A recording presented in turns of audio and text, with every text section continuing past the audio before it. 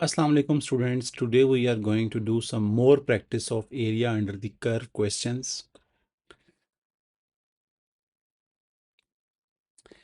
ये कुछ questions हैं, मैं इनका जस्ट इंटीग्रल बनाऊंगा, फिर सॉल्व आपने खुद करने हैं. Look at the first question. Look at the beautiful first question. The first question says, find the area of each of the following shaded region. पहली कर्व है आपकी y is equal to x cube minus 8x square plus 16x. तो area किस किस से bound हो रहा है? मैंने आपसे क्या कहा था, आपने सबसे पहले वर्टिकल लाइंस ढूंढनी है कि वर्टिकल लाइंस कहाँ पे हैं. तो ये आपकी पहली वर्टिकल लाइन है, x इज इक्वल टू 0. ये आपकी दूसरी वर्टिकल लाइन है, x इज इक्वल टू 4.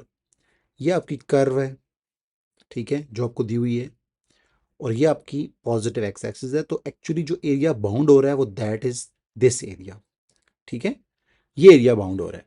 तो हम इसका इंटीग्रल बनाते हैं, जो कि आपने खुद सॉल्व करना है.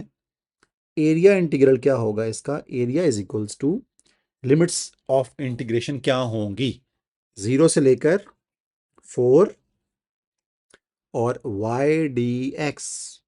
It is very very simple.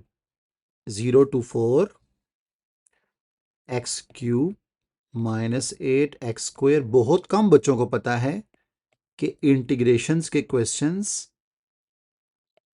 Calculator से भी हो सकते हैं भाई. ये पूरा इंटीग्रल मैं कैलकुलेटर से भी कर सकता हूं. कैसे? Look at this.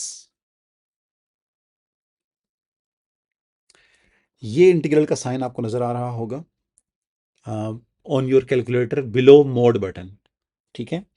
So it will be used with,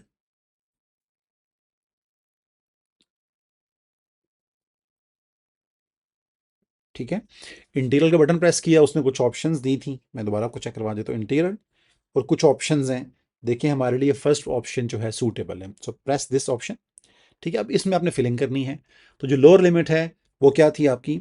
0 और अपर लिमिट थी 4. तो मैं यहाँ पे लिखता हूँ 0, यहाँ पे लिखता हूँ 4. आगे हमने फंक्शन डालना है. तो फंक्शन क्या था? X cube minus 8x square. तो अब ये x कहाँ पे आता है? कैलकुलेटर के ऊपर x कहाँ पे होता है? तो अगर आप देखें जो ब्रैकेट्स वाले बटन हैं, ठीक है, जो ब्रैकेट्स वाले बटन है उसमें आपको x और y नजर आ रहा होगा, ठीक है. तो I am going to use x, so it will be used with alpha button because x is blue. तो अल्फा x क्यूब माइनस क्या था? 8x square, 8 alpha x square, फिर प्लस 16 अल्फा x, ठीक है. प्लीज ब्रैकेट यूज करें, end में भी start के ऊपर भी, ठीक है. तो oh, I don't know what is the problem. अच्छा स्टूडेंट, जैसे ही आपने ना यहाँ पे ब्रैकेट डालनी है ना, तो ये कुछ खुद से क्लोज, ओके, क्लोज ब्रैकेट खुद से डाल देता है. Press equal. तो कुछ वर्किंग करने के बाद, कुछ टाइम लेने के बाद ये आपको आंसर शो करेगा 64/3. Look at part B. Again as I said कि आपने क्या ढूंढनी है? वर्टिकल लाइंस ढूंढनी है, ठीक है. वर्टिकल लाइंस कहाँ पे हैं? ये वर्टिकल लाइंस हैं 1 से 3, ठीक है. और ये एक्स एक्सिस और ये, तो ये वाला एरिया आपने फाइंड करना है. इंटीग्रल का आंसर बोलें, area is equals to 1 to 3, 1 से लेकर 3 तक. और फिर आपने क्या करना है? 2x plus 3/x square minus 1 dx. तो कैलकुलेटर यूज करते हैं. Integral first one, lower limit क्या है इसकी? 1, अपर लिमिट क्या है? 3. यहाँ पे 2x, 2 alpha x plus 3 divided by alpha x उस पर स्क्वायर माइनस 1. Press equal. कुछ टाइम लेने के बाद ये आपको आंसर शो करेगा 8. थर्ड वन क्या है? थर्ड वन देखें प्लीज, ये देखें, ये है आपके पास, ठीक है. तो इसको ओपन कर लें. y is equal to x square minus 5x, ठीक है. और वर्टिकल लाइंस क्या है आपकी? एक है x इक्वल टू 0, एक है x इक्वल टू 5. तो क्या होगा इसका area? 0 0 to 5 and then x square minus 5x dx।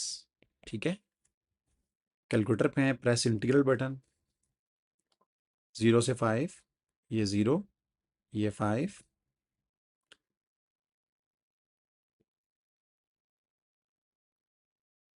And then x square, x उसके ऊपर square minus 5x, press equal, so minus 125/6। तो एरिया क्या आएगा?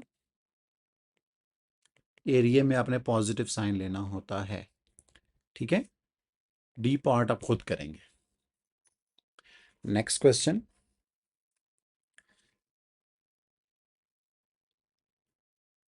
Look at this beautiful question.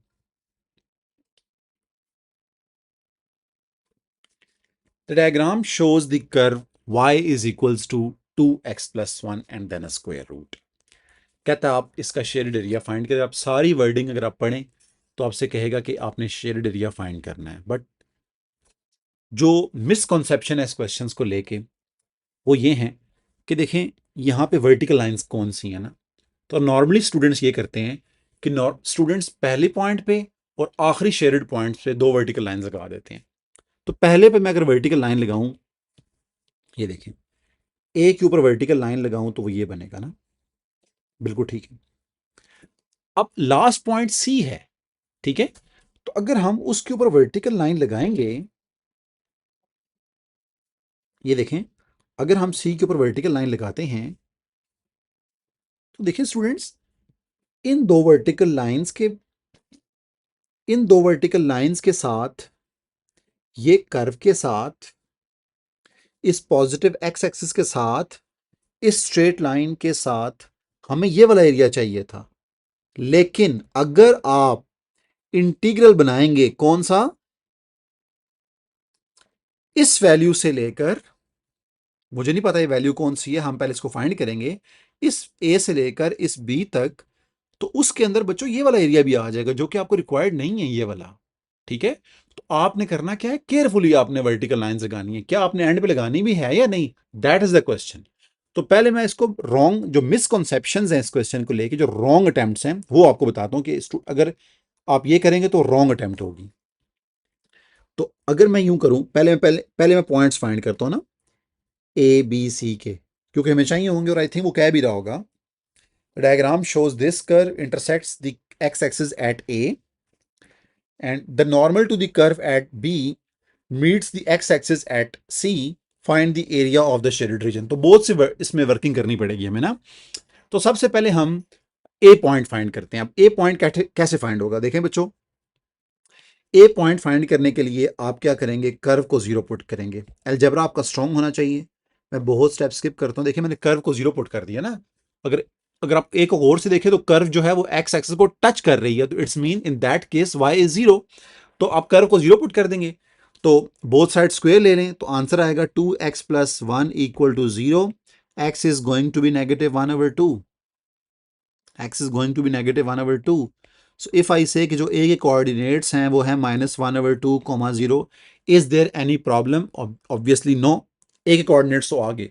अब सी और बी के कोऑर्डिनेट्स कैसे फाइंड करने हैं, उसके लिए आपको इक्वेशन ऑफ नॉर्मल चाहिए। Just go back in time to the derivatives. तो आप क्या करते थे, किसी कर्व का ग्रेडियंट जब लेते हैं तो वहां से क्या मिलता है, एक ग्रेडियंट ऑफ टेंजेंट। तो इस कर्व को आपने डिफरेंशिएट करना है, तो डेरिवेटिव क्या होगा इसका, पावर पीछे आ जाएगी, पावर में से एक कम कर देना है, और पावर के अंदर वाले का डेरिवेटिव 2 से कट जाएगा। तो आंसर आएगा 1/√2x प्लस 1। ठीक है, टेंजेंट मैं यहां पे लिखता हूं m मींस ग्रेडियंट, और साथ लिख देता हूं टेंजेंट। टेंजेंट का स्टूडेंट्स ग्रेडियंट क्या होता है, आप x की वैल्यू पुट करते हैं इस डेरिवेटिव के अंदर। तो x की वैल्यू क्या है,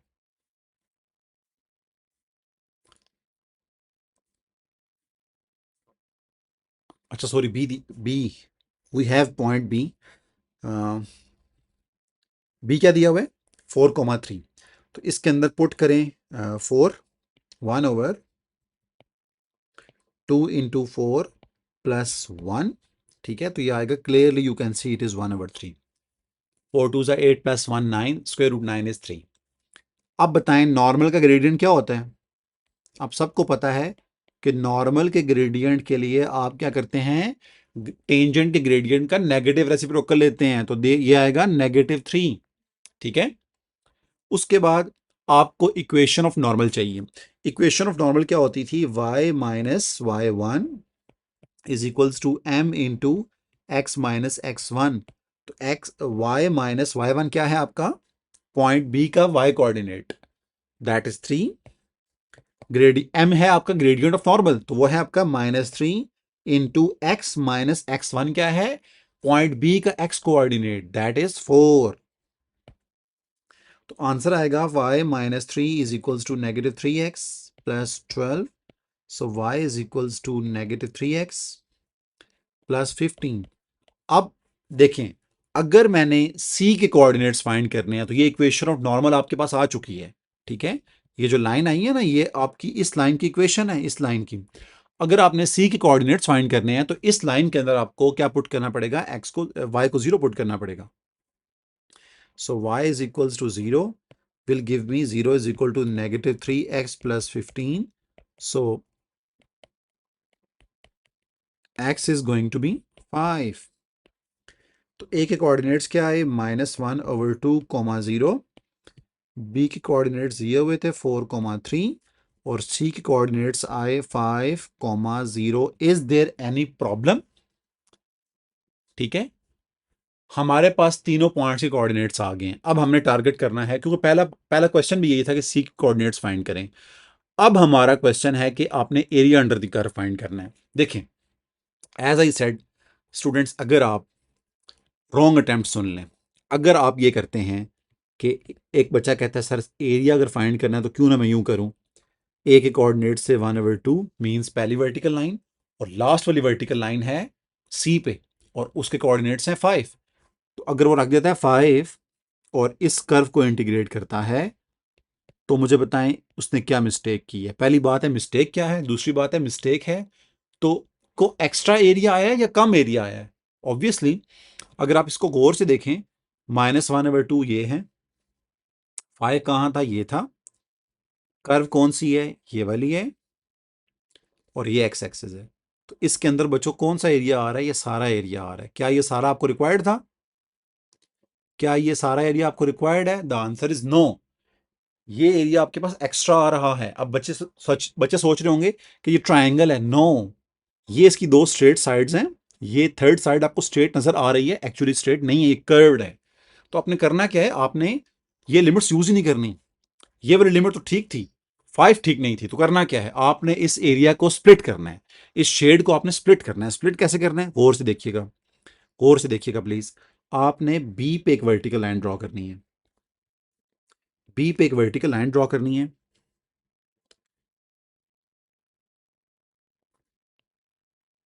ये एक वर्टिकल लाइन ड्रॉ की, वर्टिकल मीन परपेंडिकुलर लाइन। ठीक है स्टूडेंट्स, अब आप बताएं, अगर मैं इसी कर्व को दोबारा इंटीग्रेट करूं, और जो आपकी वर्टिकल लाइंस हैं वो क्या हैं, -1/2 से लेकर बी का एक्स कोऑर्डिनेट क्या था, 4। तो अगर मैं यूं करूं, x is equal to 4 upper limit हो और x is equal to -1/2 lower limit हो, तो कौन कौन एग्री करता है कि मेरे पास ये वाला एरिया आ जाएगा। ठीक है, ऐसा ही है ना, ये वाला एरिया आ जाएगा। उसके बाद कौन सा एरिया रह जाएगा, ये राइट ट्राइंगल का एरिया। आप सबको पता है कि ये राइट ट्राइंगल है। राइट ट्राइंगल का एरिया निकालने हम अलग से निकाल लेंगे और फिर दोनों एरियाज को ऐड कर देंगे तो आंसर आ जाएगा। ठीक है, let's try this now.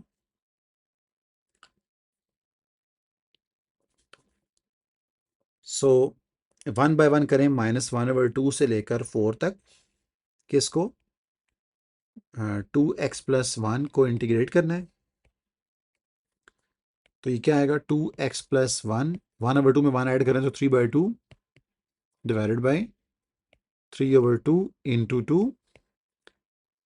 Plus इसकी लिमिट्स भी डालनी है, 2 विल बी कैंसल आउट। सो 1/3 बाहर आ जाएगा। अपर लिमिट डालें 2, तो 4 2s are 8 + 1 9, 9 raise to power 3/2। देखें जब एरिया तक आप पहुंचते हो तो इस काबिल आप हो जाते हो प्रैक्टिस कर करके कि आप कुछ मेंटल मैथ भी कर सकें। फिर माइनस लोअर लिमिट है आपकी 2 × -1/2। तो मैं ये लिख के कर देता हूँ ताकि आपको कन्फ्यूज ना हो। देखें 2 से कट गया, -1 + 1 0। तो फाइनल आंसर आपके पास सिर्फ फर्स्ट वाली लिमिट आएगी। 9 का स्क्वायर होता है 3 स्क्वायर और 27। तो द आंसर इज 9। ये 9 है आपके पास स्टूडेंट्स एरिया, पता है कौन से वाला? क्योंकि आपने -1/2 से 4 किया है ना, तो इस डायग्राम के अंदर -1/2 से लेकर 4 तक कर्व के अंदर जो भी एरिया आ रहा है वो आपका एरिया निकला है। ठीक है, तो भी आपका पूरा एरिया नहीं आया, ये वाला मिसिंग है, राइट ट्रायंगल वाला। अब राइट ट्रायंगल का एरिया होता है 1/2 बेस इंटू हाइट। ठीक है, तो इसकी जो बेस है, ठीक है, बेस क्या है इसकी? ये वैल्यू है आपके पास 4, ये वैल्यू है आपके पास 5। तो बेस क्या आएगी? 5 - 4 विच इज 1। ठीक है, और हाइट क्या है? हाइट है इस ट्रायंगल की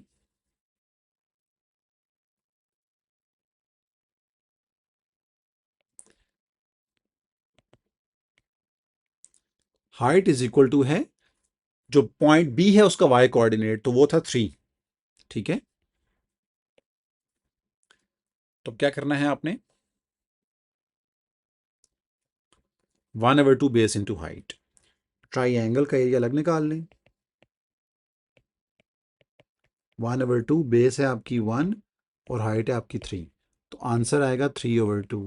तो कौन कौन एग्री करता है कि रिक्वायर्ड एरिया आएगा 9 + 3/2 21/2। ठीक है, नेक्स्ट।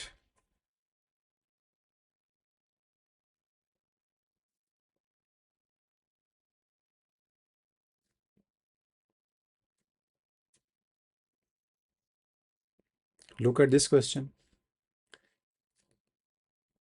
ये भी सिमिलर कॉन्सेप्ट से ही होगा। Find the shaded area enclosed by the curve this and the line x plus y is equal to 8 and the x-axis। देखें बच्चों, हमने पहले पॉइंट्स फाइंड करने हैं। कौन से पॉइंट्स? एक ये वाला पॉइंट फाइंड करना है, एक ये वाला पॉइंट फाइंड करना है, एक ये वाला पॉइंट फाइंड करना है। तो let's call it A, let's call it be. तो पॉइंट ए के लिए आपने दोनों इक्वेशंस को साइमल्टेनियसली सॉल्व करना है। तो एक है आपके पास y is equals to 2√x और दूसरी इक्वेशन है आपके पास x plus y is equals to 8। यहाँ से y की वैल्यू निकालें तो 8 - x। So 8 - x is equals to 2√x। मैंने क्या किया, दोनों कर्व्स को इक्वेट कर दिया। So 2√x plus x - 8 equal to 0। अगर आपको याद हो तो हमने सब्स्टिट्यूशन मेथड पढ़ा था क्वाड्रेटिक्स के अंदर। ठीक है, तो लेट कर लें t is equals to √x। तो टी स्क्वेयर क्या आएगा? x आएगा। So 2t plus T square minus 8 equal to 0। So T square plus 2t - 8 equal to 0। Quadratic formula आ गया 1 2 -8। एक आया -4, एक आया 2। तो एक आया t इज इक्वल टू -4, एक आया t इज इक्वल टू 2। अब t क्या है? √x इज इक्वल्स टू -4, एक है √x इज इक्वल टू 2। क्या स्टूडेंट्स नेगेटिव आंसर आ सकता है किसी स्क्वायर रूट का? नो। तो इसके साथ आप लिखेंगे नॉट पॉसिबल।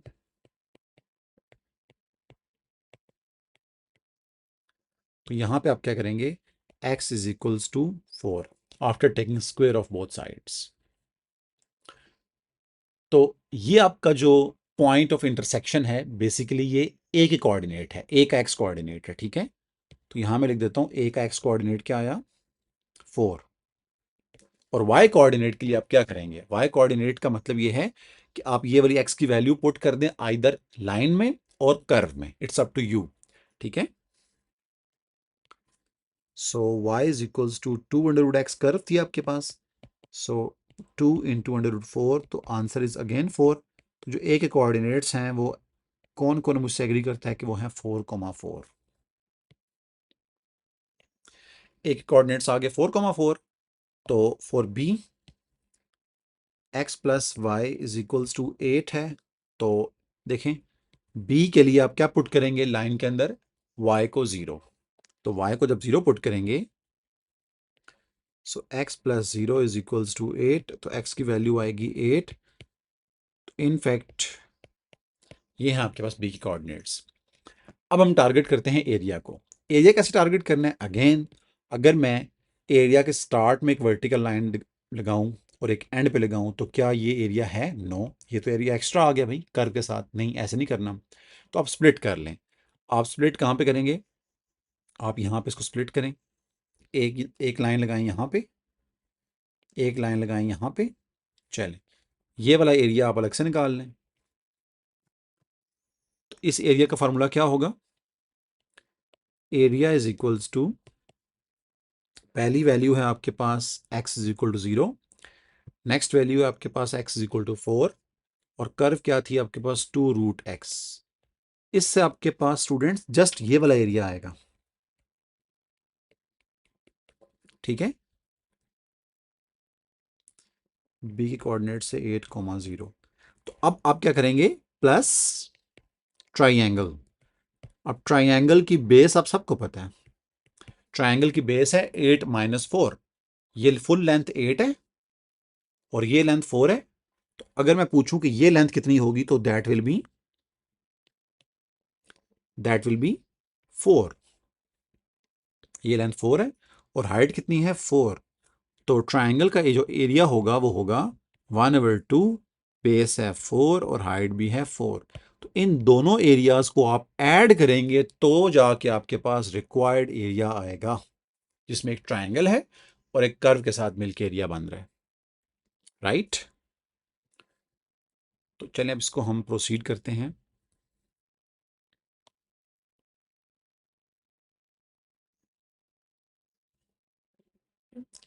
ये क्या हुआ?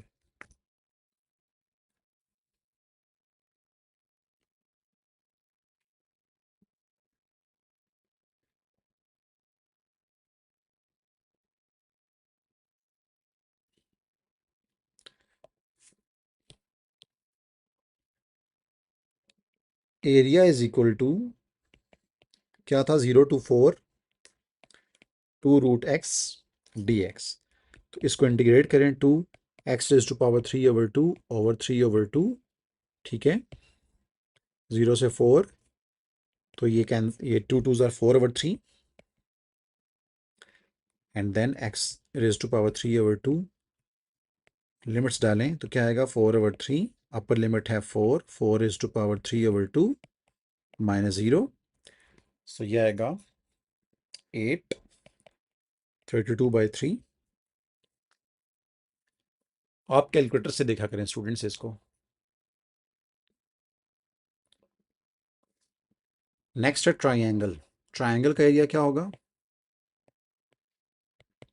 1/2, बेस है आपके पास 4, हाइट है आपके पास अगेन 4, मैंने ऊपर लिख चुका हूं। ठीक है, so that is going to be 8। So total area क्या आएगा?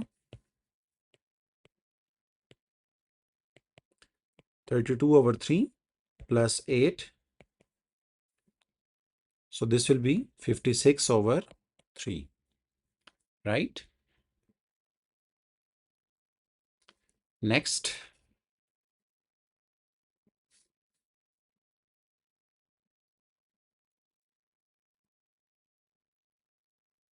ये हो गया।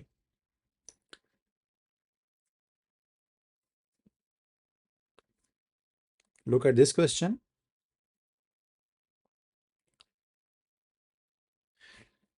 Show that, ये हमने कल किया था। ठीक है, इस तरह का क्वेश्चन, लेकिन अब इसमें डायग्राम भी आ गई है। पहला पार्ट तो क्वाइट सिंपल,